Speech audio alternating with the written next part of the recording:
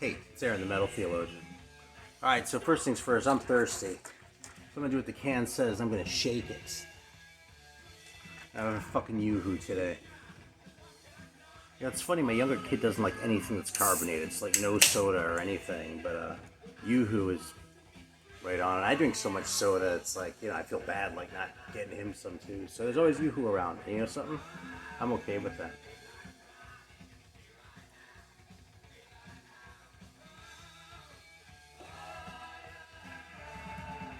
People shit on Yoo-hoo, but I don't know. At one point at work, like in the vending machine, they put a bunch of Yoo-hoos in one time. They would just sort of mix and match shit all the time. They did weird shit. But one time we ended up with like a thing of Yoo-hoo. So I started doing this when I needed favors from people. I would say, hey, I'll give you a Yoo-hoo, man, if you do this for me. So I could usually talk them into doing it anyway, but I'd give them a Yoo-hoo too. And the point of the story is, I don't recall anyone ever declining to drink the Yoo-hoo, even though there were a lot of wisecracks prior to the Yoo-hoos being consumed.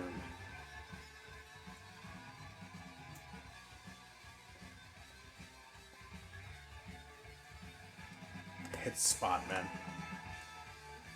So I actually had a friend over a few days ago, and we were listening to records and talking about metal a little bit, right? And it was one of those situations where he was digging what I was just sort of playing anyway, like, God, I don't even remember. Like, I think I played some of this. This is a really good Picture record. Like, the band is called Picture, which is such like an off-putting name, and that cover isn't really great either, but this record is awesome. And actually, the same record came out. There's another version of it that has a different cover that's actually better than this one. It's like some picture that got reused with like this weird face. Like I think it's on a Taipan record cover too, like the same picture. I'm not sure if I have that quite right, but you know. Anyway, so it's one of those situations where it's like, okay, well, I want to like introduce this guy to metal. Like, he's like dipping a toe, and I'm like, let's get that whole foot in there. But I don't want to just bust out like I want to bust out like the basics, right? But not just like the usual Maiden and shit, because he can hear that anywhere. So this is probably the least obscure one that I went with. But anyway, I went through and I picked some shit out, and so I'm gonna like talk about what I picked and why, maybe go on a couple tangents, because I kind of ended up on a little bit of a heavy load kick. But yeah, it busted out the Merciful Fate, right? Like I figured out the dude wasn't put off by the weird vocals, even though this is still, a little bit taxing. But that wasn't going to be a deal breaker, so of course you've got to bust this out. It's one of the greatest records ever. And I don't know, man. I always talk about what a prog rock band this was. I'm trying to think of something like new to say about this record. It's hard to do, because it's such a great album.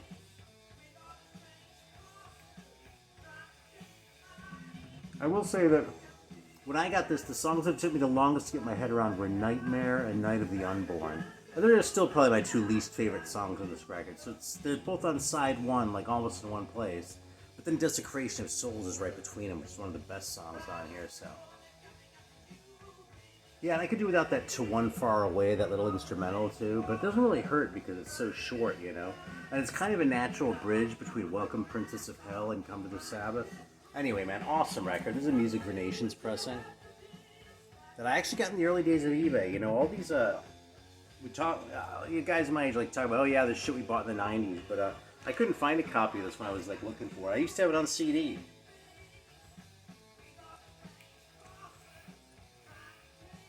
This one went over really well, actually.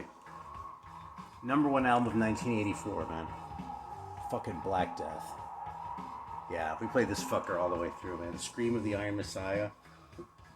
Siki Spacek really belts it out, man. Like, he sounds really untrained on this, but he fucking delivers on this record. Like, for what this is, it's perfect, and like, everything is turned up all the way. You just gotta love it, man. Fucking Black Death from Cleveland. 1984. This has gotten kind of expensive, but there's a reissue of it that, actually, yeah. Let's put it this way. You can find them. I might even have one for sale on Discogs, but, Anyway, it's an awesome record. And, yeah, one that I thought would be a good one to pick out to try and get someone, like, more interested in metal than if they're just hearing, like, the regular stuff, and... So it's funny, one of the records that we didn't get around to, I pulled it out, we didn't get around to playing it, but since I sort of hyped it a little bit and talked about it, I got myself wanting to hear it, so I started this, I've got myself on a little bit of a mini kick, so this record, this is the one I've listened to the most, this is probably my favorite too, I mean, it's just such a classic. The Guitar Is My Sword, man. What a fucking title. Heavy Metal Angels in Metal and Leather, of course. I like even the songs like Something New that I thought were kind of cheesy when I first got this record. I've come around on all that shit, man, a long time ago.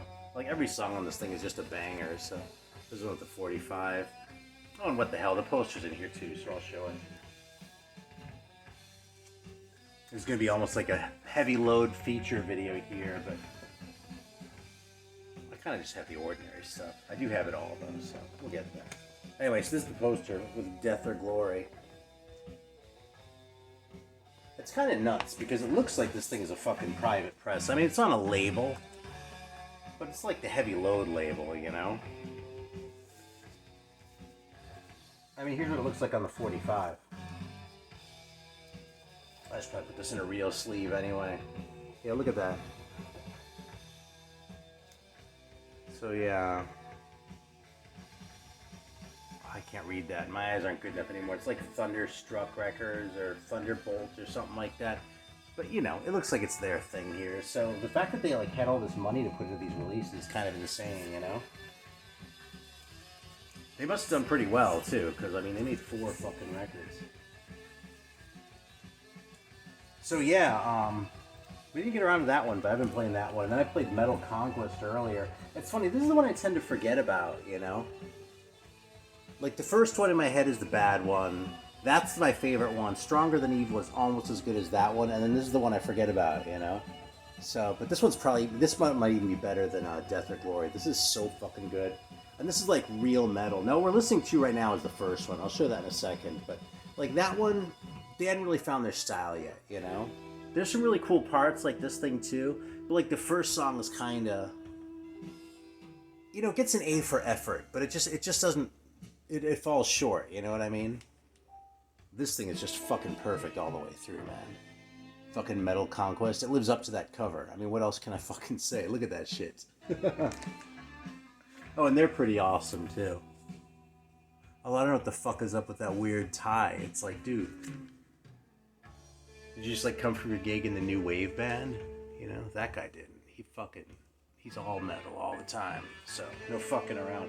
Anyway, man, that's what this record sounds like no fucking around, all metal all the time. It's great. So this is the first one, Full Speed at High Level, which actually has a pretty funny cover.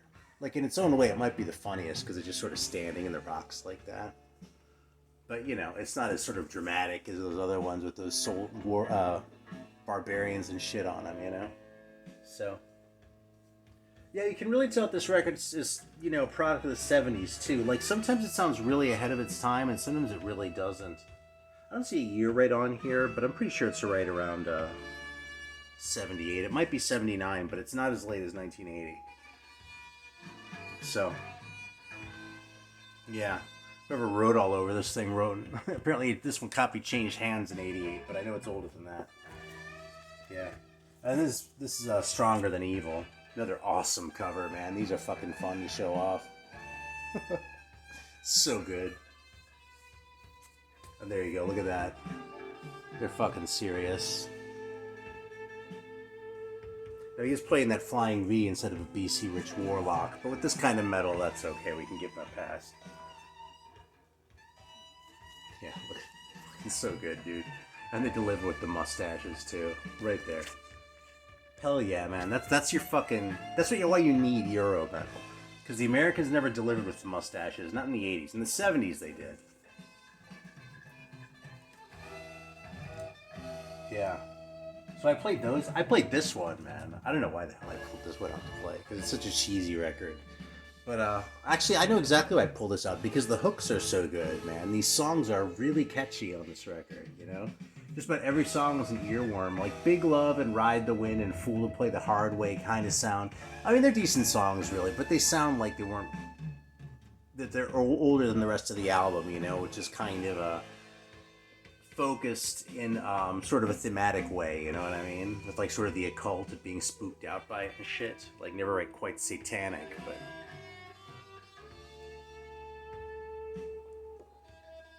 Except for the fucking cover, of course. You know. But yeah, this is a great record, man. So yeah. trying to sort of figure out like where to go with like the metal introduction.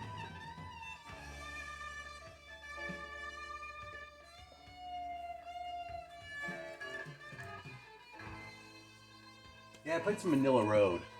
I actually started with this one because I knew the dude was into classic rock, and this bridges that so well. You know what I mean? Yeah, such an awesome fucking record. Yeah, this is an original with that really sort of 70s looking picture of him on the back, like the version with the white border, the one that came out after this one, but originally on Roadster. Yeah, that one looked a lot more like, you know, an 80s metal record. So, anyway, I love this fucking record, man. It is so good. It has a lot of my favorites. Fucking every song on this is just a 10 out of 10. This whole thing is so good, man. Like, I love Manila Road. I've talked about Manila Road kind of a lot on this channel, but like, there's sort of different phases of Manila Road. Like, there's that classic era between, with, you know, Crystal Logic and the Deluge and, Open the Gates right around there, and so you can sort of argue about where it cuts off, whether it's Courts of Chaos or earlier. But you know, they sort of got increasingly speedy. I mean, I almost said speed metal, but not really speed metal. But they got sort of thrashier in their sound, and then there's sort of the breakup, and that Circus Maximus record came out, and they came back together. This one is almost like a fucking phase by itself, like this, and then that High Roller live record that's like half a radio show from this era too, has some unreleased shit. It also fits in with that sort of 70s rooted, but already sort of metal sounding vibe. I mean, it's really, you can compare it to Judas Priest from that standpoint, really, actually.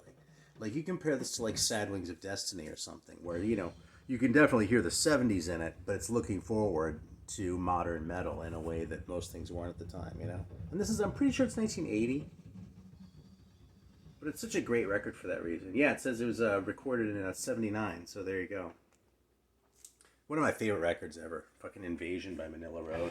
And then Metal I pulled out too. This is sort of like the forgotten one that I always sort of like, at least for me, you know? It's like sort of the missing link between those two. Because even Mark of the Beast kind of goes with the first record in spirit. But this one sort of hangs out by itself. And it's kind of the doomiest record too. But it's not a doom record. It's a Manila Road record. You can hear that right through it. But it's almost like they had found their sound as far as the composition goes, at least what they were going to do for the next few years, but they hadn't as far as the production yet, you know what I mean? So it gives this record a really weird feeling, and it's unique, you know? It's the second Manila Road record, Metal.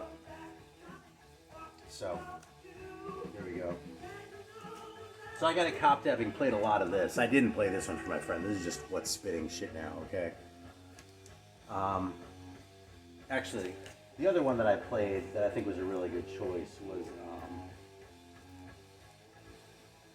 yeah, there were a couple others I played for. I played as like bullshit records, but yeah, this is the other one for like making an impression. Fucking Oz, Fire in the Brain. But I had so many things at that point queued up in my head that I was like, I'll go for the 12-inch because Turn the Cross is such a fucking anthem of a song that like between that and then, you know, on the B side of this thing it has Searchlights and Gambler.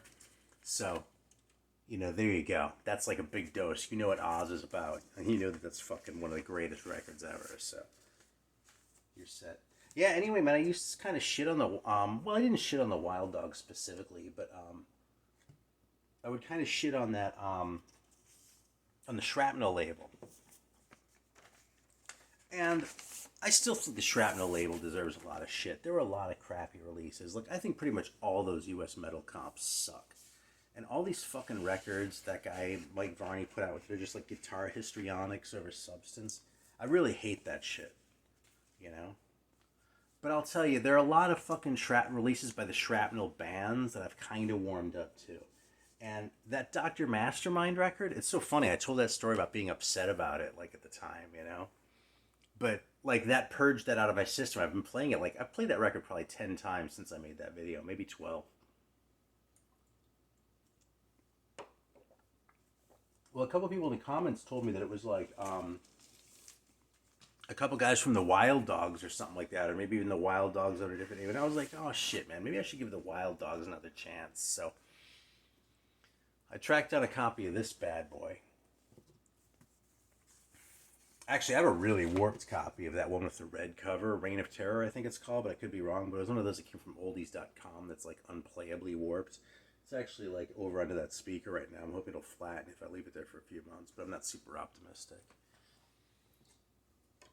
But like, I got a little bit of a dose of that, and I was like, oh, okay, well, let me check out one of these other ones because that one's like really a pretty good metal record. Like, I'm gonna like buy another copy of that one if I can't salvage that one. It's funny. I have friends who own vinyl flats who could probably flatten it out for me. But like between asking them the favor and like sending it back and forth, it's really cheaper to just buy another copy. So I just ever think about how all records are so expensive now. Keep a sense of proportion. I mean, I definitely kind of like when this was a dollar record instead of a $20 record. But I've gotten $20 worth of enjoyment out of this fucking record, man. This rocks. It has kind of a rock and rolly thing. Like, I can see why this wouldn't have appealed to me when I was in more of sort of like a pure metal kind of headspace. You know what I mean? And I think that's probably happened with a lot of the shrapnel bands, because the rods were kind of rock and rolly like this too. And I've been taking shit, man. It's right here. I've been playing this as much as the Wild Dogs, but I busted this thing out. And I have a copy of the first one, the Good Rods record, or at least the hip one, right? But I was like, no, I'm going to pull out one of the lame ones. Although it does have a great cover, doesn't it?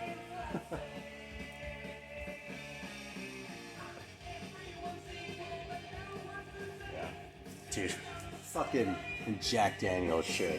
Like, that's about what I would expect of the Wild Dogs. Is for a guy to be wearing something as trite as a fucking Jack Daniels shirt with his guitar, right? I mean, how many times have you seen that? That's like if you go into a show and you wear a shirt of the band you're seeing. That's how lame it is. I'm totally kidding. Here come more obscure ones. Here, this is a pretty bad one I pulled out.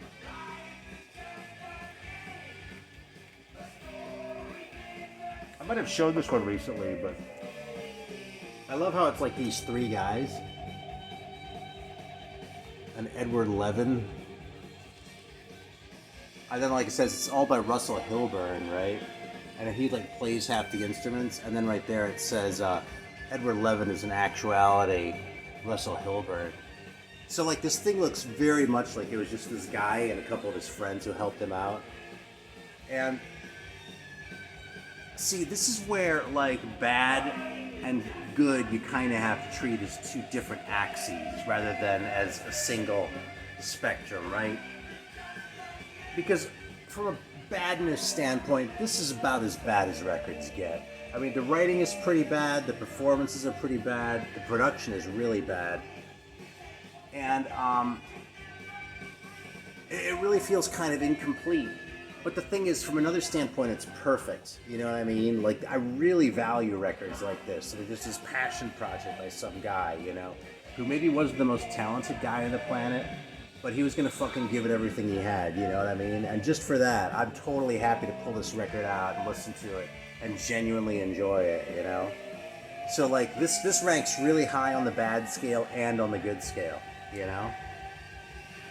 Look at that. It's not even a fucking good metal cover, you know what I mean? It's like, he was thinking there had to be a guitar in there somewhere, and, like, in his head it was probably metal, but it's like,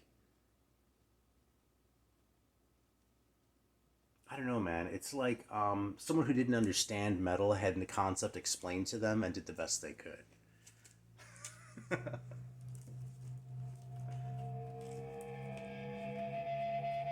Yeah, here's another one that's also, kind of on the inept side. I've talked about this band before, I think, with this Triple Forte. Yeah, and look at these fucking guys, man. I mean,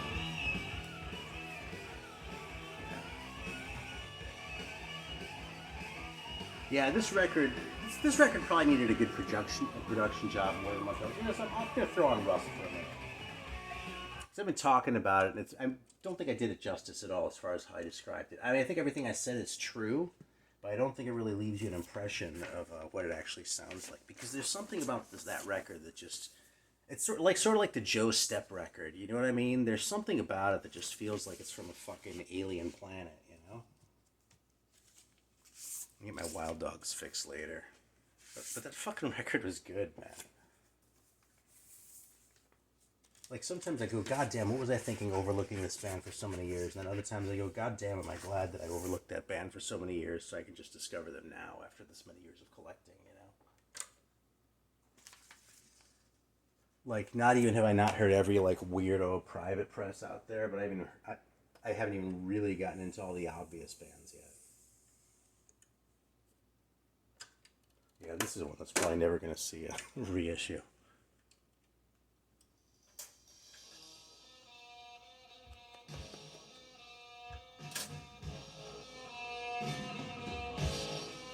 And it's a little bit hapless. And then it has kind of a bad chord progression.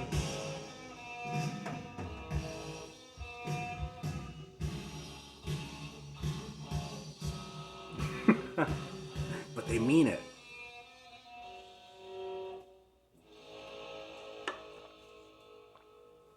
Alright, let's see what else we got here.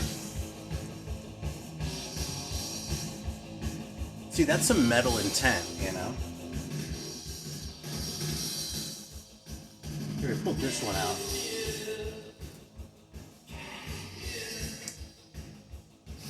My friend really wanted to hear the Wiz record because I had it sitting there, so for some reason I was talking about Gotham City. Like, they were a better band, but they had a worse singer. And actually, he kind of got kicked out of Gotham City, is what I've heard. I don't know the story, you know. I almost don't want to know too much of the lore, you know, because it spoils my headcanon.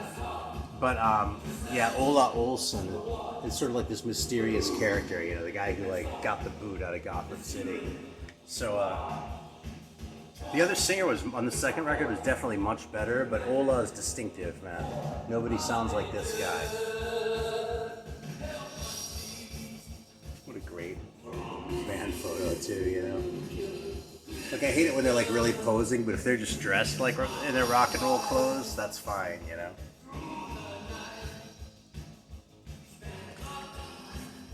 Yeah, that's kind of a hapless record too, but also a gem. That record actually fucks with me because it plays at 33, but it actually says 45 RPM on the thing. So I put it on too fast, and I go, God damn it.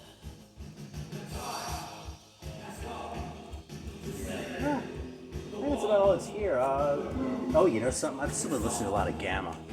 In fact, I talked about the first record last time, but I actually went ahead and pulled out the second one to see if I could stomach it. And I really probably like it about as much as I like the first one, even though it's even a little bit wimpier.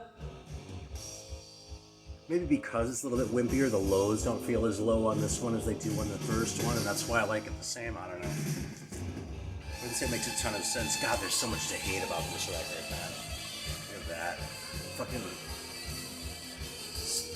so corny, man. Yeah, I don't know, man. What can I say? I'm listening to Gamma records and enjoying them. It's not like the sort of act of self-discipline to do it. Like, I've been really into that shit. Yeah, and I'll show this one real quick because I pulled this up for the same reason. Speaking of ones that are kind of wimpy but kind of gems, and shout out to Mibber over at Mibber too, because he's the one who sent this to me. But yeah, it's some band called Triffid. The record's Invasion, and it's really pretty glammy and poppy. But or maybe it's more AOR-y than glammy, really, though, because see, I actually really like this record. So yeah, Neon Records though in Schenectady, New York, 1985.